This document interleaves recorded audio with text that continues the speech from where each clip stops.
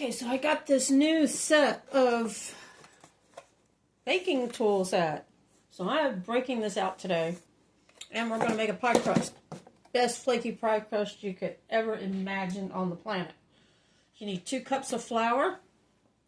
And you need 3/4 cups of vegetable shortening. I know a lot of people use the butter, but I've tried the butter crust. And the butter crust, to me, it does not flow as well when you're trying to roll it out.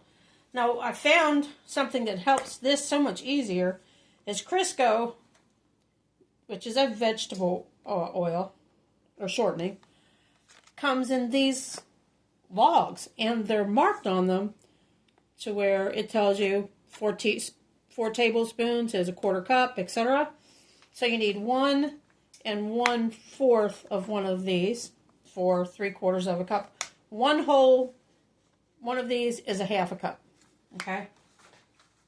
So I have, and I don't have it right here available at my fingertips because it's missing. When you have 2 cooks in the kitchen, things go missing. So there's my water. So you're going to take your flour and you put it in a bowl. You put your Crisco in there, and then you're going to take this out a pastry blender. Now this is one type. I have another one I could show you. That came in the kit. And then there's this that I got at the grocery store, which I really like because the wires are closer together for more crumbly effect. And then this cleans it between them. So it's easier cleanup for this one. I did, since I'm making pie crust and not the crumb topping, this is going to be the pie crust for an apple crumble pie.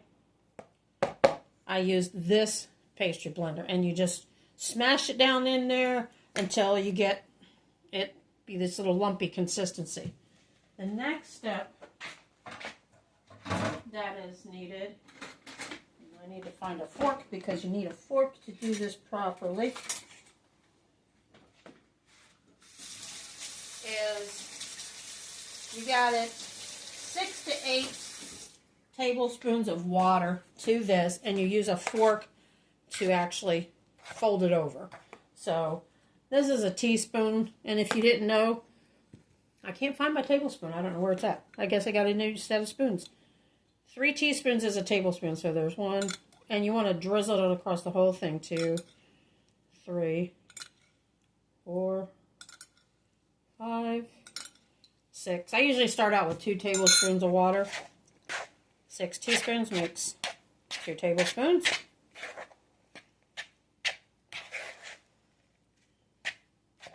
Maybe that's teaspoons of water. I've tried to remember. I can't remember. I mean, usually I use tablespoons, but yeah. So that's 2 tablespoons. I'm probably only going to need 4. It says 4 to 8, depending on your flour and your consistency. And so we'll do 2 more. 1, 2, 3, 4, 5, 6. 6 teaspoons. And what that does, it allows you to be able to roll it out. It makes it more of a doughy consistency. Now you can see how it's getting real thick and lumpy, and it's basically ready to go. When I start seeing it do like that. So once you get it to that, the most important part about making pie crust is to make sure that you have a floured surface for it to get onto. And this is a silicone mat, which I absolutely would not live without, because we used to do it on wax paper as kids, or growing up. And so this I should probably take my watch off, huh? Take that off of there. Put that over there. And then I spread it out. This has a circle in it. It shows you the size of the dough as you roll it out. I also have a silicone roller. You want to put a little coating of flour on that too. Just kind of roll it in it. And I'm going to take this down. I want to separate it in two because 2 cups makes 2 pie crusts. Actually makes 2. So I'm going to separate this in half. Make it into a ball like that. Set that there. This does get messy under the fingernails, let me tell you. But it's so satisfying. So we're going to do that. Make sure these are about the same size. They should be. Trying to divide it in half is an art or trick of itself. That was a little bit too big. Some of that over there. That should do it. Okay. So you're going to roll this dough out to about 1/4 inch. So pat it around. I always like to kind of roll it in the flour down below. Get back on there. You stay in there. And make it into, and then I take the palm of my hand and I flatten it out. And you want to take the side of your hand and go 1, 2, 3, 2, 3. It helps it stay in a circular shape. So then we're going to roll this out. Now, if it starts to stick, even though this is a silicone roller, and you want to go in all directions. This is how you want to do this. You want to kind of roll it around to that circle shape, giving it a little bit of pressure as you go.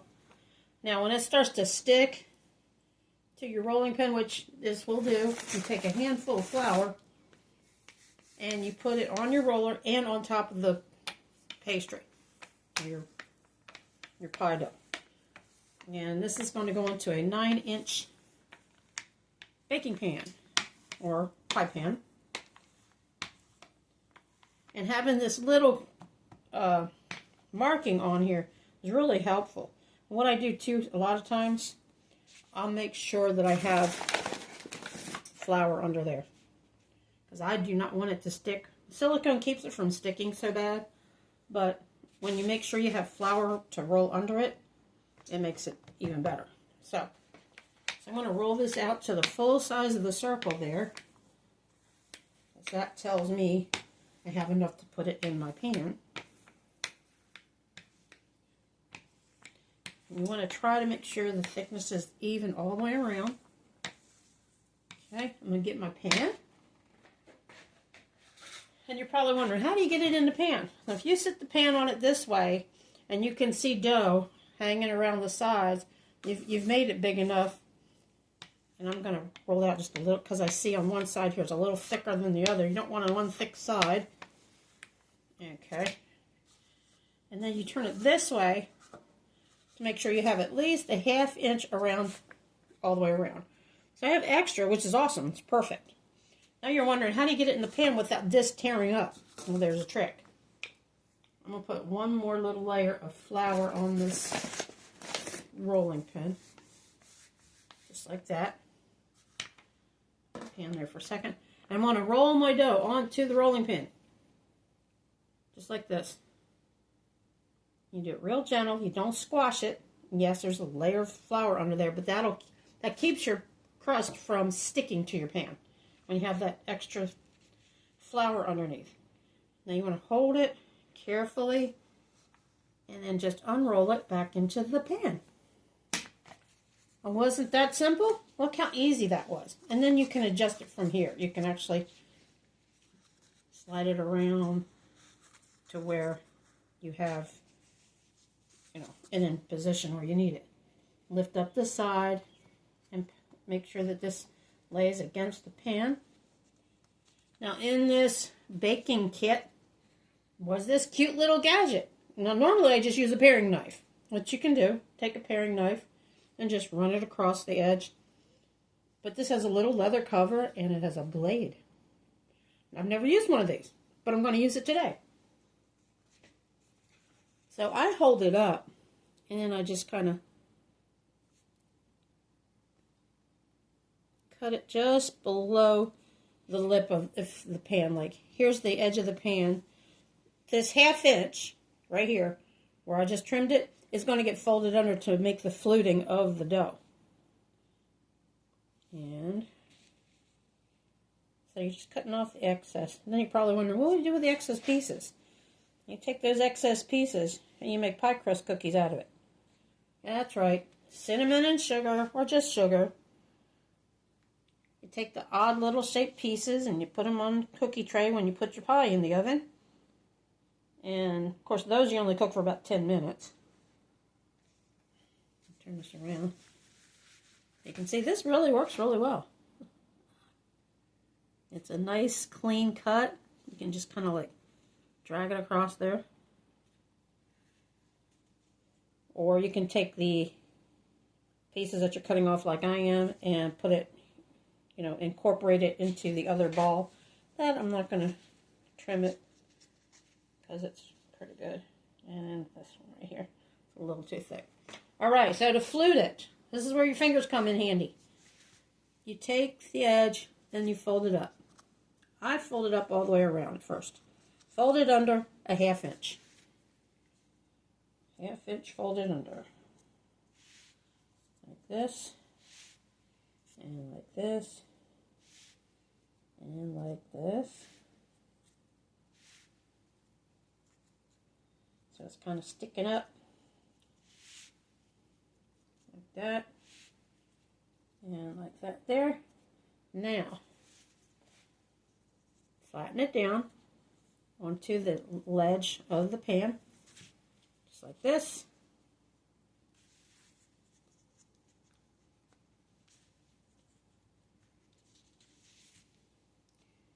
And then you're going to take your index finger and your thumb.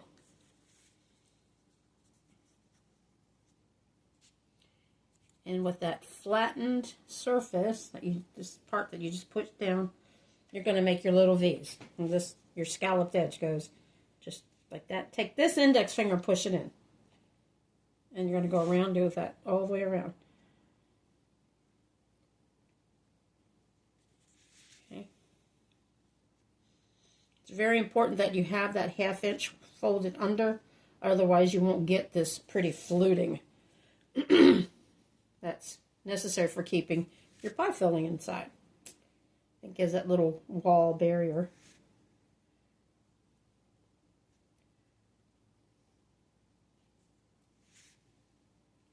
Now, if this was going to be a single crust pie that requires to have a baked shell, when you get done with this step, what you would do is take your fork and poke it all the way around the sides and then all the way around the bottom.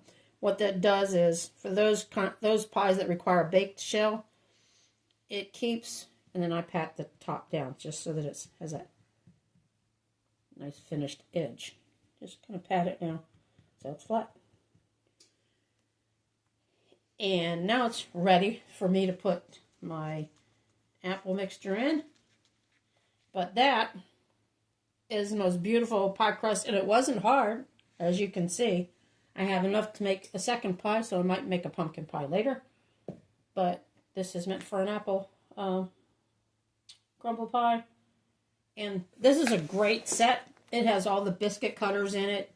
I mean, I think I found this on Amazon. But it has, besides the pastry trimmer, which is what I call this, a pastry trimmer, it comes with extra little blades in the box. And in here, you have every size biscuit cutter you could think of if you're into making biscuits, or even for cookies. Cookie cutters, biscuit cutters, same thing. And it comes with one that's kind of a decorative center, I call it. It's got the little fluted edge, little ruffled edge. And this is invaluable. A really nice pastry cutter. And it has the equivalents on the measurement. I mean, this one has actually little, it says a cup is how many ounces, and it has a little ruler across the edge so you can actually measure out, like if you're making dough for pretzels or whatever, and you want to make sure they're all 1 inch thick. Well, there you've got something to measure it with. So that is a great kit. So next video we will do is making the apple pie filling.